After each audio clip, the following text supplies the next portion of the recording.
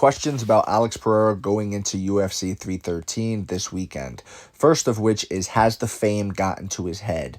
And the reason why I ask that is because when you are a successful champion the way Alex Pereira is, and not only successful, but you are a popular champion, right? It's one thing to be champion, it's another thing to be a fan favorite champion, which he is.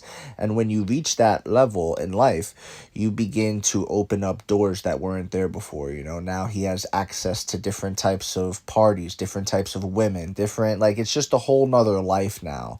He gets treated differently now than he did back when he was working in a tire shop. You get the point here, guys. He has all this stuff, and people change. He wouldn't be the first, and he won't be the last if it is true. We're going to find out this weekend.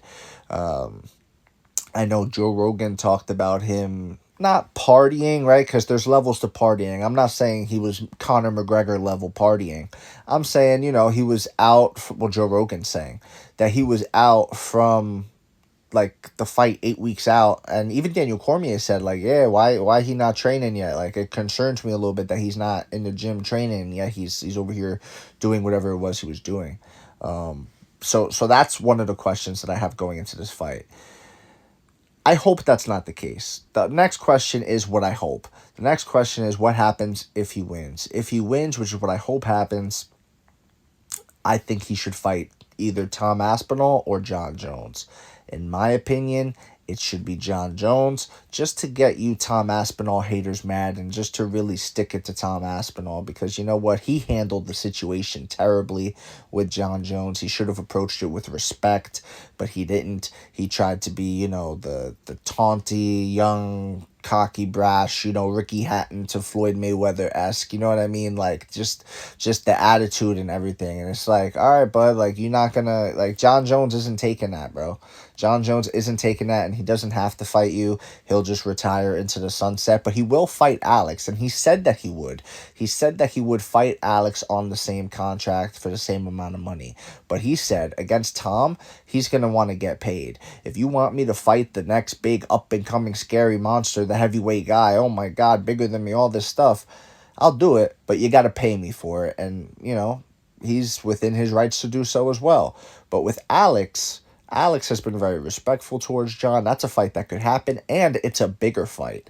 It's a bigger fight than the Tom Aspinall versus John Jones fight, because Alex Pereira is more trending than Tom Aspinall.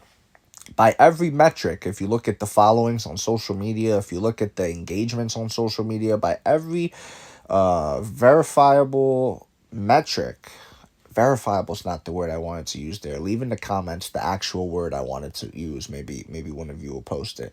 But that right there all goes to Alex Pereira. Tom Aspinall is not beating him in any of those metrics.